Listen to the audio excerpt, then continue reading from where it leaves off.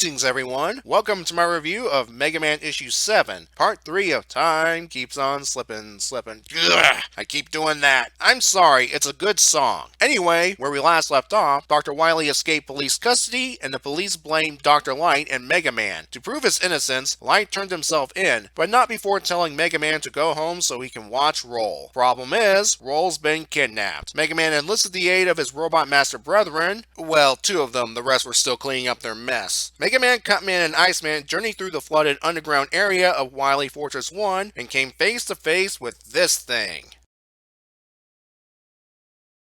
We start with Mega Man facing off against CWU-01P until it runs off, only to reappear and hit Cutman. It soon produces miniature versions of itself that explode. Iceman deals with them while Mega Man and Cutman finish off the big unit. And we had to do a cut pun, didn't we? Mega Man identifies the robot and its original purpose, a water purifying unit. That was its description in the games. Goes to show how far Wily will go if he weaponizes something so mundane.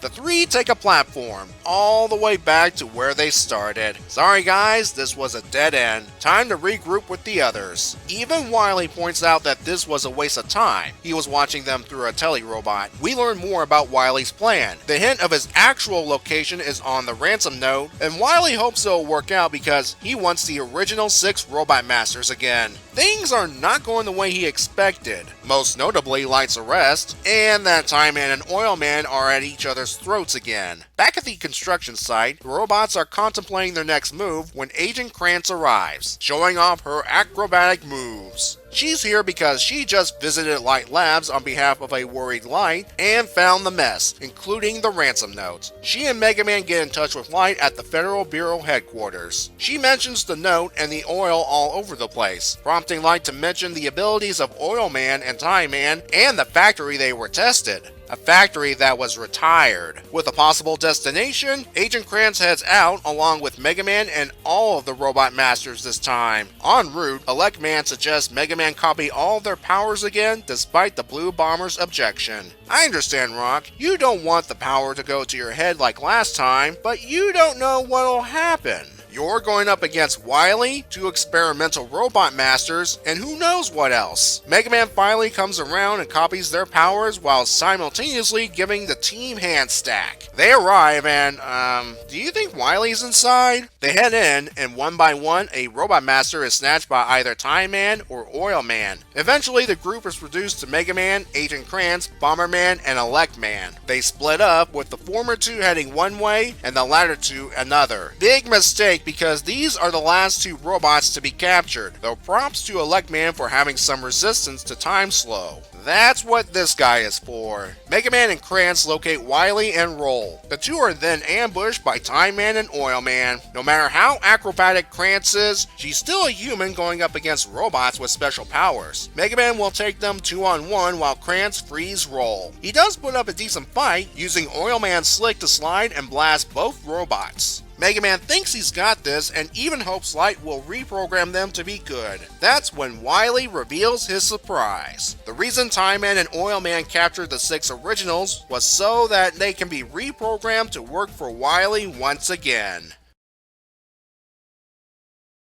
First, let's talk about game references. CDW-01P takes more after its powered-up incarnation, not just in design, but that there is only one as opposed to many, like in the original game. And the bubble must be destroyed before inflicting damage. Elect Man resisting Time Man's Time Slow is a nod to Thunder Beam being Time Man's weakness. Wily's iconic flying saucer also makes its debut in this issue. Wow, even looking at it makes its annoying noise pop into my head. One more game reference is an Easter egg found inside Agent Stern's office. There is a wanted poster for a Mr. X. Mega Man fans should recognize that as the alter ego Wily used in Mega Man 6 to steal Robot Masters in a tournament. Either Wily has set up this persona already, which I doubt since he's just started his villainous career, or there really is a Mr. X and Wily will take his identity down the line. We'll see. As for the plot itself, yeah, going back to Wily Fortress 1 was a waste of time, and I applaud the comic for pointing this out, but as I said last time, we had to see Stage 3 and give a shout out to Playable Robot Masters. Plus, you cannot blame these guys for revisiting this place. Their options at the time were limited. This brings us to what led everyone to the right place. Wily said there was a hint left on the note. I'm going to assume it was the oil, as it made Light remember a retired factory where Time Man and Oil Man were tested. Wily was hoping Light would get the note himself and not get arrested, but it doesn't matter. He ultimately got what he wanted, for the moment anyway. This issue gets a 7. I'll get into this a little more next time, but I like how the comic is world building. Yes, I'm using world building as a verb. Sue me. Agent Krantz, for example, is the good cop, helping Mega Man find role and just being supportive. It was set up in issue 5 that she's a fan of the blue guy. Also, it was impressive how Mega Man briefly got the upper hand against these experimental robots. Well, he's going to have a harder time saving role now that the original 6 are back on Wily's side. We'll see how Mega Man resolves this problem next time.